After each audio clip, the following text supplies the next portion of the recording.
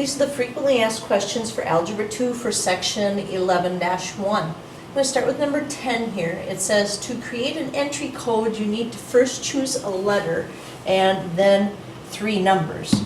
How many different entry codes can you create? We've got 3 single-digit numbers. So your entry code says you're going to choose a letter, and I'm going to put a blank there and have that stand for choosing a letter, and then 3 single-digit numbers. So we need number, number, number. Letters, there are 26 letters in the alphabet. Single-digit numbers are 0, 1, 2, 3, 4, 5, 6, 7, 8, 9. So there are actually 10 of those. And the fundamental counting principle tells us if we want all of these things to happen at one time, what we have to do is we have to multiply. So we're going to have a 26 with 3 zeros behind it when we do that. So number 10 is going to come out to be 26,000 different codes that you could create, which sounds like a lot, but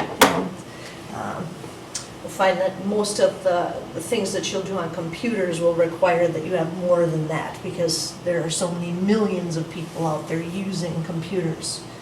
All right, then, number 20 says you should rotate tires on a car at regular intervals. Generally, when you get new tires, they tell you to come in, every 3,000 miles or so. A says, in how many ways can 4 tires be arranged on a car? So a couple of ways to do this. First, you could say, hey, they used the word arrangement. So it's going to be 4p4, 4 permutations of 4 objects. So what you'd do there is you'd say, okay, well, on the top I'm supposed to have my n factorial, and on the bottom my n minus r factorial. Well, 4 minus 4 is 0 factorial, which again, 0 factorial is just 1 by definition. Or you can think of slots. You choose the first tire, you have 4 choices to do that, but now you've used one of those tires, so now we're down to 3 choices, and now 2 of those choices are gone, so you're down to 2, and then finally you don't have a choice left, you have to use that last tire. So in either case, it doesn't matter which one you use, the slots or permutations here, you're going to end up with 4 times 3 times 2 times 1, which is 24 different ways when you do that. And then B says, what if you also include that spare tire? Well, then how many arrangements are going to be possible? Well, you have 5 tires to choose from now, but you only want 4. So that will give you 5 factorial over 5 minus 4, which is 1 factorial. Or you can think, all right, starting over, I've got 4 different places that I can put a tire on my vehicle, but I have 5 choices now because the spare is included. Once I use 1 tire, now I'm down to 4 choices, 3 choices, and 2 choices. So you can see what we're really doing is we're taking our last answer and we're going to have to multiply that by 5 in order to make this work. So we take our 24 times 5, and for 20B, we're going to get 120 different ways. And like I said, you very well could use 5p4 on this too. It will work. It'll give you the same answer. But either way, we're going to end up with 120 different ways. Then number 29 says 15 students asked to visit a college admissions counselor. Each scheduled visit, that's the big one right there, includes 1 student. In how many ways can 10 slots be assigned? So what they're trying to tell us here is that order is important. They're assigning these, they are scheduled visits. It's not just, hey, everybody show up. They are scheduled, so that means we want to use permutations. And we have 15 students, and there are 10 time slots available. So this would be 15 factorial over 15 minus 10 would be 5 factorial. So we could write it all out, 15 times 14 times 13 times 12 times 11 times 10 times 9 times 8 times 7 times 6, and then we would know we could stop because the 5 factorial is going to cancel out with 5 factorial, 5 times 4 times 3 times 2 times 1 on the top. But that's a lot of punching in, and in this case, instead of trying to do it that way, we would probably grab the calculator and just punch in 15p10. So 15 different objects we're going to permutate, so math, and then we're going to arrow back once to probability, number 2, and we're going to do that with 10 of them. And we get that mess. And you look at that and say, what on earth does that mean? Well, notice we have our scientific notation here. It's times 10 to the 10th. That means we have to move the decimal 10 places to the right. So there's 1, 2, 3, 4, 5, 6, 7, 8, and we're going to have to tack 2 zeros on there. So 1, 0, 8, 9, 7, 2, 8, 6, 4, 0, 0. And then we can read it off because we can see, okay, there's thousands, there's millions, so 10,897,286,400 would be the answer for that problem. So again, don't forget the scientific notation. Sometimes when you're dealing with probability, you get some very large counting numbers on here. So that would be our answer for number 29.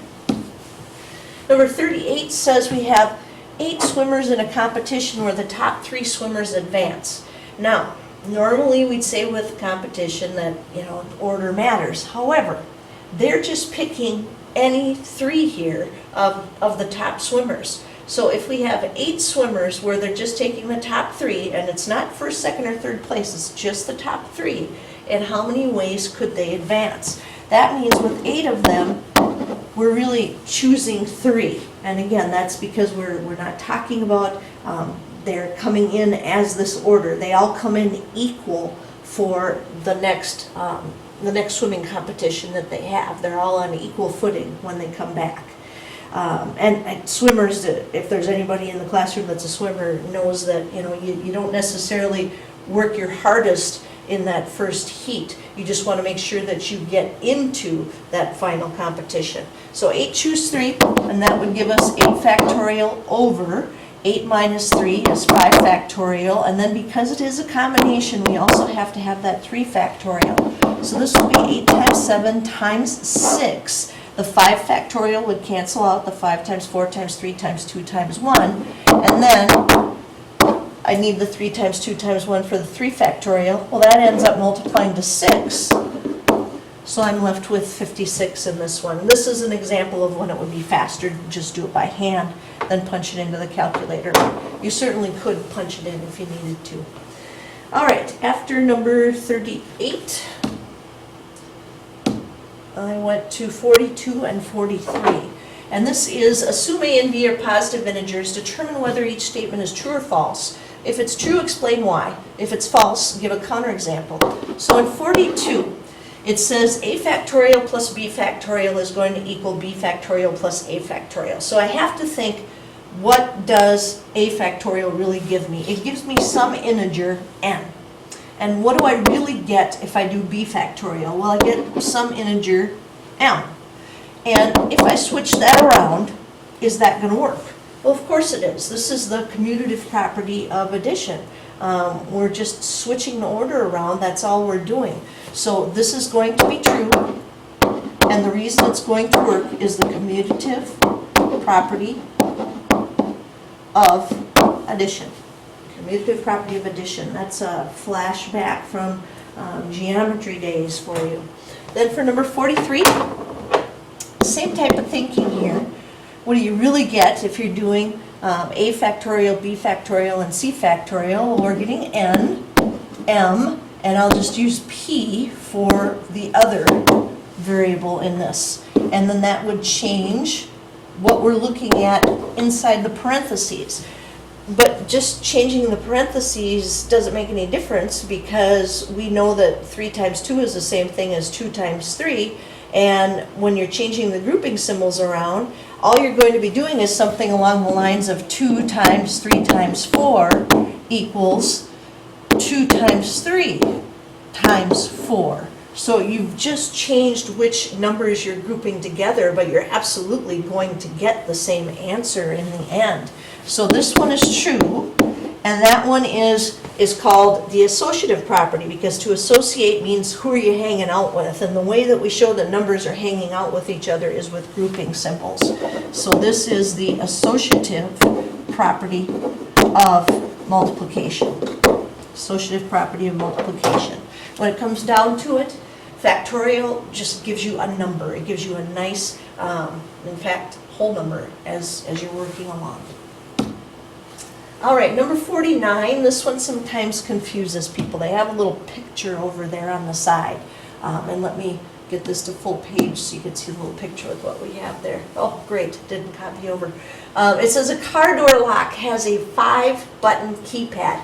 Each button has 2 numerals. So the first button has a 1 and a 2 on it. Then the next one has a 3 and a 4. The next one has a 5 and a 6. A 7 and an 8, and a 9 and a 0. And it says the entry code 21914 uses the same button sequence as the code 11023. Well, that makes sense. You're going to have to push the same button whether or not you want a 1 or a 2, along with the same thing as pushing for a 3 or a 4. So those are the numbers that you have. And it says how many different 5-button patterns are possible, and how can you use a button more than once? Well, how many different 5-button patterns are possible means if you have 5 choices for this, how many choices do you have for each individual? So as I look at filling this first slot, I realize, well, I only have 5 buttons to choose from. I don't have 10. It may be 10 numbers, but there's only 5 buttons that I have to choose from. And now, if it doesn't matter whether or not you can use a button more than once, which is exactly what they're saying here, that means I would have 5 choices every time. And not a good idea, by the way, to just hit, 1, 1, 1, 1, 1, but they come from the factory sometimes set that way, and then you have to reset them. So what we're really going to need here is 5 to the 5th power to figure this one out. And that comes out to be C, 3,125. Number 50 says a consumer magazine rates televisions by identifying 2 levels of price, 5 levels of repair frequency, 3 levels of features, and 2 levels of picture quality. How many different ratings are possible? So as I was reading this, I was thinking, okay, so first you have to look at and make a choice about price. Then you have to look at repair frequency and make a choice. Do you care whether or not these need more repairs? Features. Choose your features, and then choose your picture quality. So those are all the choices that they look at, and you think, well, how many different ways do we have to choose? Well, there's 2 levels of price, 5 levels of repair frequency, 3 levels of features, and then 2 levels of picture quality. And you're going to do this all at once because this is on one television. So what we have to do here is multiply. So 2 times 5 is 10, 10 times 3 is 30, 30 times 2 is 60 different ways. Fundamental counting principle again. You want to look at how many ways each possibility happens and then just multiply those together. Number 52 says determine whether the statement NCR equals NPR is always, sometimes, or never true. Now, what you're going to want to do, since you haven't had a lot of experience with this, is you're going to want to kind of look back at your homework and see, okay, when did these come out to be the same, whether or not it was a P or a C problem. So this one was n factorial over, and then we had r factorial and n minus r factorial. And then NPR was n factorial over n minus r factorial. So then you think, okay, really what we're saying is, when does it not matter what r factorial is? Because it's disappeared when you're talking about permutations. Well, that's going to disappear when it's a 1. So then you think, okay, when is something factorial going to give me a 1? Well, if it's 1 factorial or if it's 0 factorial. So, determine whether the statement is always, sometimes, or never true. It's sometimes true. And that sometimes is because if r equals 1 or 0. We will get the same answer from both of these. So again, look, helps to look back and see what did the answers to the homework come out as. When did using combinations and using permutations with the same n and r values come out to be the same? Number 58 wants us to use a calculator to figure out our zeros here. So what we want to do is go back to the good old graphic calculator here. And we're going to graph this. So we go into y equals, and we want to punch in. Let me move this down far enough so you can see them both at the same time. Clear out what I have in there. And we need negative x squared minus 3x plus 7. And I'm going to hit zoom 6 and hope that I can see my answers on the negative 10 to 10 window, and I do. And then we use second trace number 2. We want to see the zeros. So now Blinky is hanging out up there towards the top of the hill, and I need to bring Blinky over, and I hit that left arrow until Blinky is below that x-axis, because that's where my 0 is located at, and I'll hit enter.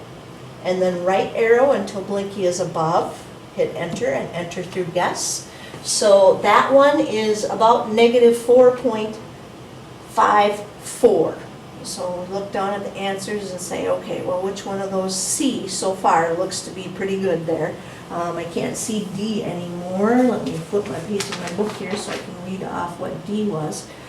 D also had, that one had a negative 4.54. So D has to be the correct answer. But let's go ahead and find the other one as well. So second trace number 2.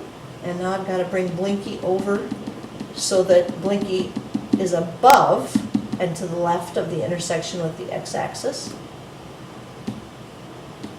Trying to get Blinky reasonably close so the calculus doesn't take as long on the calculator. I'm going to hit enter and then go below it with the right arrow and enter through guess. And that one is 1.54. So we already knew it was going to work out to be D, but always good to check them both, make sure that you can still find, and we haven't done this in a little while, it's good practice to figure out where those zeros are. So that was answer D. Now, that will do it for this assignment.